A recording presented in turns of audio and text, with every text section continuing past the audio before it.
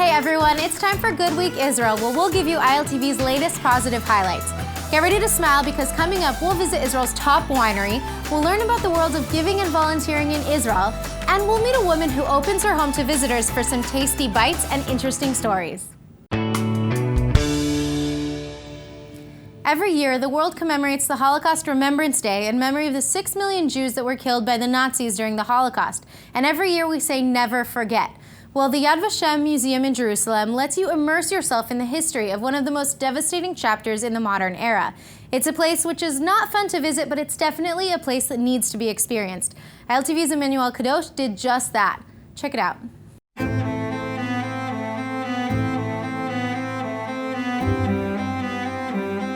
First time at Yad Vashem. I'm so anxious and excited to experience this historical museum and, kind of just to get the Jewish perspective of what happened in the Holocaust.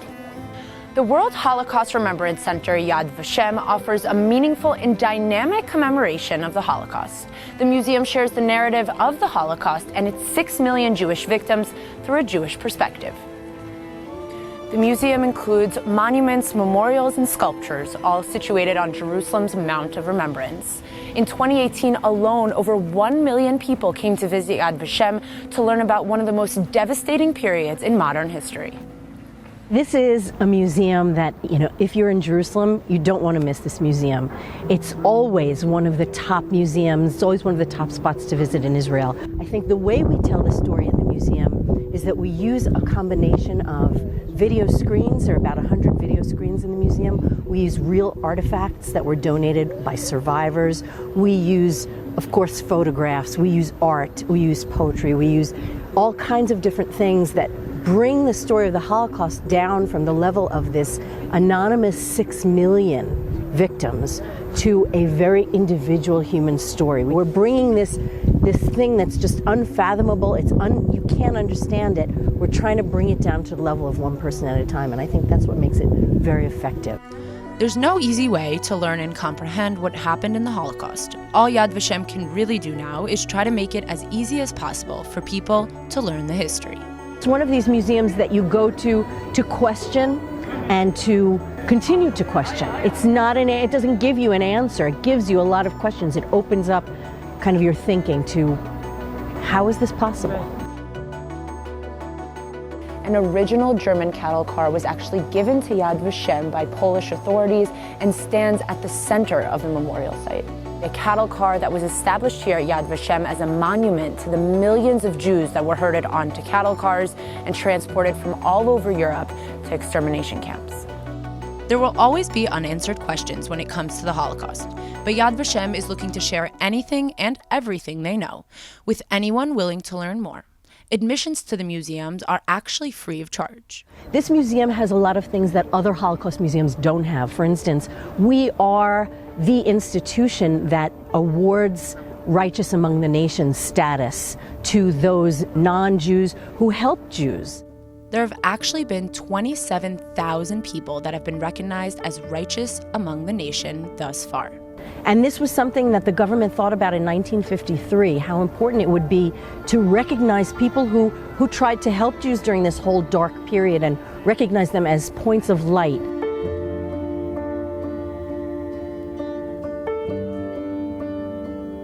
What you're looking at here, this is the beginning of the museum, and you can see that it's jutting out over this abyss. Nobody builds a museum that sticks out over the edge of a mountain unless they're trying to make a point. And the point here is that the Jews before the war were standing at the edge of an abyss and they really didn't know it. They're standing at the edge of death and they have no idea. The first thing you see when walking into the museum is life before the war. So this is the beginning, this is where the Jews were way before the war and where they started, and then when you look down, it's kind of like the light to life. Exactly. Well, it's like a timeline. Right. This is like the chronology of the Holocaust. Right. Through that prism, and you'll see when we get to them, there are ruptures in the floor that prevent you from going straight from the front to the back of the museum. They force you to go from gallery to gallery, kind of like the way the Jews were forced to move from place to place in the Holocaust. When you make your way through the museum, you see original and scanned photographs, authentic handwritten letters, and artifacts donated by survivors. There are 10 essential spots to see during your visit to the Yad Vashem campus, one of them being the Hall of Names. So this is the Hall of Names. This is the Hall of Names. And what you can see here is, first of all, this room was made specially. There are actually 4.7 million names of Holocaust survivors here in this room and 2.7 million written testimonies.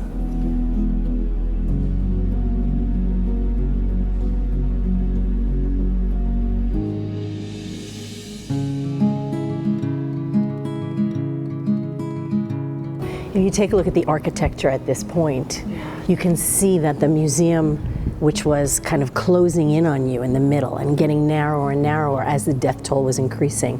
When you get out here and you step on this balcony, all of a sudden the museum is widened, so it's like wings, if you want, or arms that are opening to embrace you. And the significance is, if you think back, first of all, you've come from darkness into light. You've come from despair into hope. And that's what this represents. It was very important to the museum to have this as the final thing that you see when you come out, because the state of Israel for the Jewish people represents this hope. Remember that at the end of the war, when all of these people were displaced and they wound up in the displaced persons camps, the Jews didn't have a country. And when you get out onto this balcony and you take a look and you realize that now there is a country, and we will never have that state again where we don't have a place that's ours. That's what makes us so special. Thank you so much. You're very welcome. Thank you. Oh, and it's raining. The weather is your favorite. It somehow always rains when I start crying. I know it sounds weird, but now we have our country, you know? Now you can look out and this is Israel, a big deal. and this is what we fought for, and this is what we went through this entire museum for, and I feel so blessed and so Absolutely. grateful to be here and to learn. And I'm glad. thank you. You're welcome.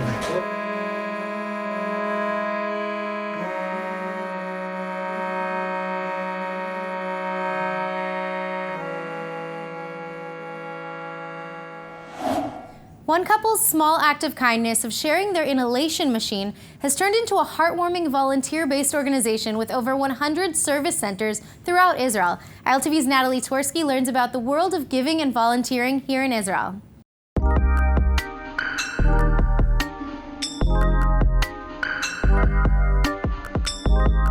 Here at Israel's largest volunteer-staffed organization, over 7,000 volunteers are stepping up and making life easier for the disabled, helping over 500,000 Israelis and tourists each year.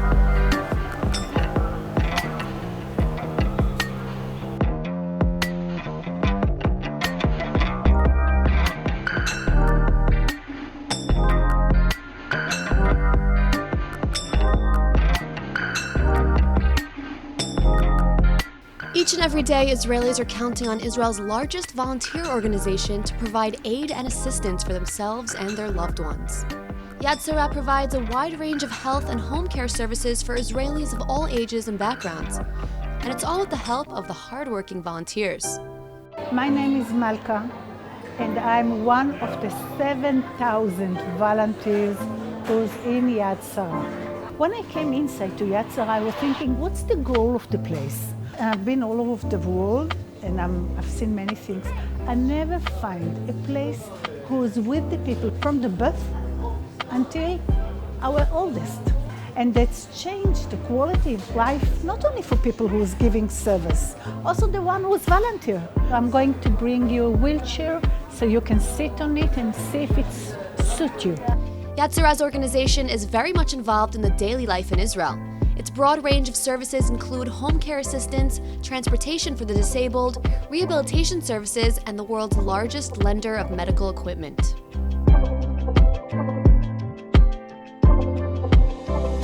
זה צריך להיות מחובר לקו טלפון, וברגע שיש איזושהי בעיה, אז לוחצים על הכפתור של הטלפון, וזה יוצר קשר ישר עם המוקד. מה שמוביל את יד שרה זה להשאיר את האדם בבית למרות המוגבלות שלו. גילינו צורך, ויד שרה הביאה את הפתרון, וכשיש רעיון טוב ואנשים טובים, וכמובן תורמים שמוכנים לתרום למען הרעיון הזה, אז השמיים הם הגבול. With over 100 branches around the country, people from the north to the south of Israel are sure to get the help that they need.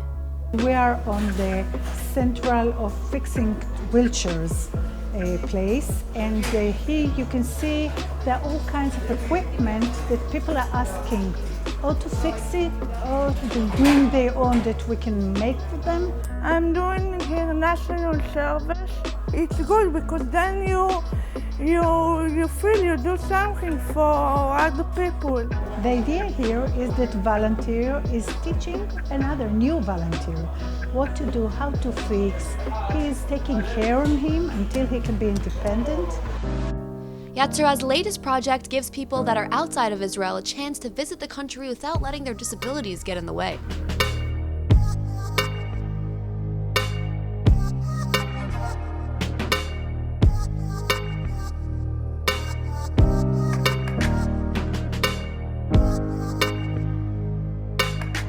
This service is very unique in the world, I say. We can assist you from the moment that you're landing to Israel to the moment that you live in the country. This service recognizes everyone's right to travel and explore. They offer special vans, medical equipment waiting for them in the hotels, and anything else they need to get by. Don't hesitate. You can come and Israel, enjoy, realize your dream, and we will assist you, and we will help you, and only for a deposit. החזון החשוב ביותר של יד שרה זה לעשות טוב אחד לשני. כמו שנאמר, איש לרעהו יעזורו ולאחיו יאמר חזק. אנחנו רוצים שכל השירותים של יד שרה יינתנו על ידי מתנדבים. אנחנו רוצים שאנשים יעזרו לאנשים. יושבים פה אלפי מתנדבים שעושים את זה במסירות, מכל הלב, באכפתיות, עם לב ענק.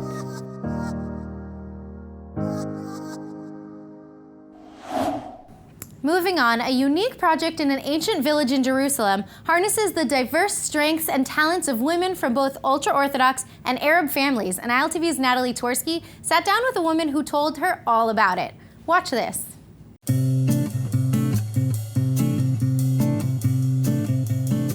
Aside from the famous churches and ancient history, the village boasts a wide range of galleries and unique workshops. We're now headed to meet a woman who opens her home to visitors for some tasty bites and interesting stories. You can't enter or even drive through En Kerem without noticing the history. It's everywhere. But where can you go to really experience it like a local? Shalom! Hello, shalom! Hi, Natalie. Hi, wow, the oldest house in En Kerem. Exactly. Lovely. Welcome to my home. Thank you for having me. Wow, nice home you have here. It's Beautiful. a fairy tale house. It really is, yes. Shoshana's beautiful 4-story home reflects her own unique personality, with lots of floral designs and some lovely little trinkets. How old is this home? Each part is from a different time. We have from the Bible time part, which is wine press. Wow. That the Jewish who lived here used to make wine for the Holy Temple. And we have one room from the Crusaders' time. It's probably 1,000 years. And the rest, the house from here, from the 18th century and the 19th century. Wow, so there's many layers of history just in this one home. En Kerem is a capsule of the history that this land passed through the years. Everything is here. The Roman, the Byzantine, the Second Temple, the Jewish, the Muslim, everybody was here. Could we go down there? Yeah. Yeah? Let's see. Oh, such a small space. My God. Wow. So this is where they stored wine in the Second Temple period? No, not just stores. They made the wine here. It's a wine press. Ah. They used to put the grapes on the floor and with no shoes, you know. They would stomp on the grapes. Yeah. The hole is for the dirt, for the seeds, for the yeast. It's so cool having a historic structure in your own home. All right, time to get out of here. Feeling claustrophobic. Let's go to the roof and have some tea, and in front of the view, it's amazing. Sure, I'd love to.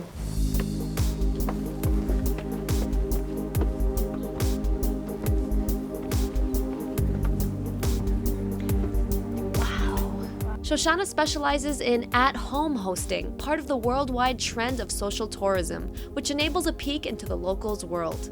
Many of the businesses in Kerem is by women. We control here.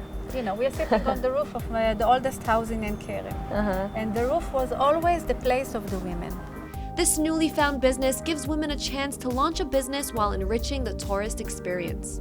It's actually a really unique service that you provide, because what better way to explore a new city or a village or country than entering people's homes and seeing how they live, listening to stories, trying their food. It's a win-win situation. And they enjoy my house, my lifestyle, and it's like I give them something, they give me something. Women from all backgrounds participate in this group, such as Muslims, Christians, Jews, religious and non-religious people. It's becoming more and more trendy. We have many tourists from China, from America, from Europe, from Spain coming here to see how we live and to hear the stories of the women.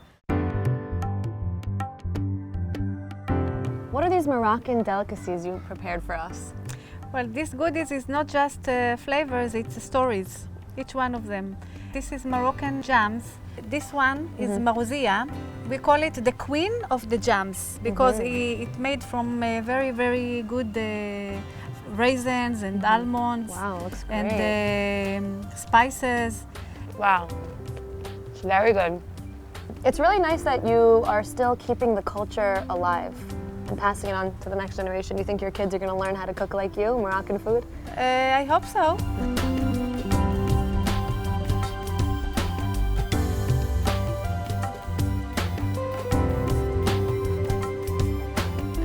We then went to visit another member of the group, whose special talent offers guests a hands-on way to experience the artistic side of Kerem.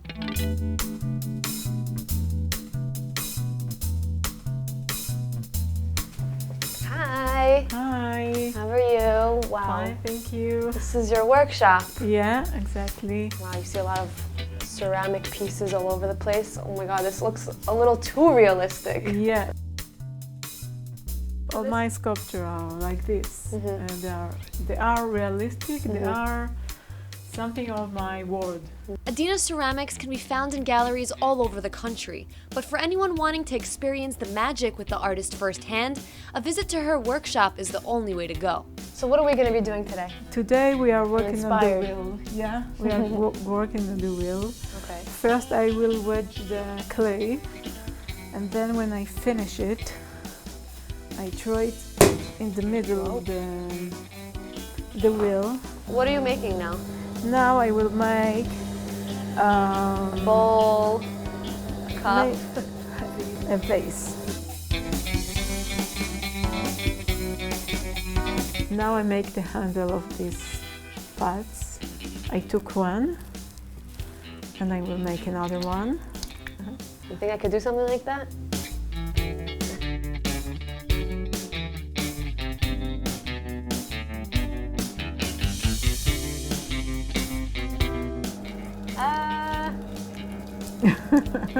Stay put, Clay. Yeah, he is going where he wants to go. Yeah. But you have to keep him in the center. I'm using all of my muscles right now. Yeah, I'm using all of I my upper know. body strength. Beautiful. So how You long want would we to have hold- to... Yeah, let me hold my baby, my Your masterpiece. So how long would we have to wait now? 1 day, maybe 2 days. So the next time we come to Kerem, I'll be sure to come back here and pick up Yeah, the of bowl. course, of course. You'll design it nice It for will me. waiting for you. Great. Thanks so much for this lesson. Thank you very much.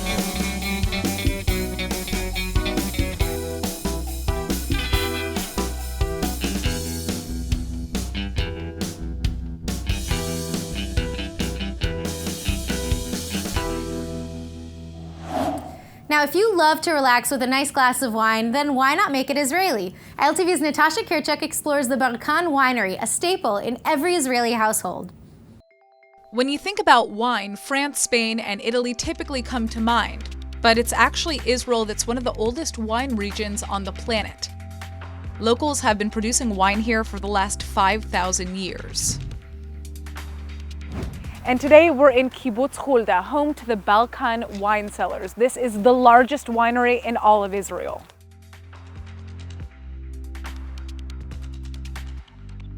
We are the biggest wine growers in Israel, and it's helped us to have a control about the quality of the wine that we are making.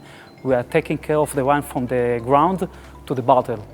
This is Belkin's largest single vineyard, but they produce about 12 to 14 million bottles of wine every year from an expansive array of vineyards across the entire country. Belkin has over 2,500 acres of vineyards all over Israel, from across the Galilee to the Jerusalem mountains and even the Israeli desert. Now, I wish that you guys could smell what I'm smelling right now. It is absolutely delicious. We are currently in the barrel room of the Belkin Winery. There are over 6,000 barrels of wine aging in here, up to 6 months, up to a year and a half. So this is really where the magic happens. What does a chief winemaker do? Drink lots of wine, first of all. And I'm responsible for the entire production. That means from the growing of the grapes until the bottling of the finished wine. The world of wine is so traditional, but in a big winery such as Belkin, with our focus on the different styles and the quality, I think the technology plays a major role, and it gives us the access to produce the very specific taste we want you to have and enjoy. Visitors can actually come to see Belkin's wine cellars in action as they produce some of Israel's most popular wines. There are daily tours that allow you to visit their modern creations while learning all about the history of Israeli wine. Israel has been producing wines for a few thousand years, probably about 5,000 years. And for certain time in history, we were the largest producers in the entire world. One of the most interesting phenomena in the last years, and Belkin has been a leader in that, is the return to the roots. We are experimenting now with and producing wines from ancient varieties. The magic of Belkin Winery is that you can explore every part of Israel through our wines. Every wine that you will take off Belkin will tell you a different story about Israel.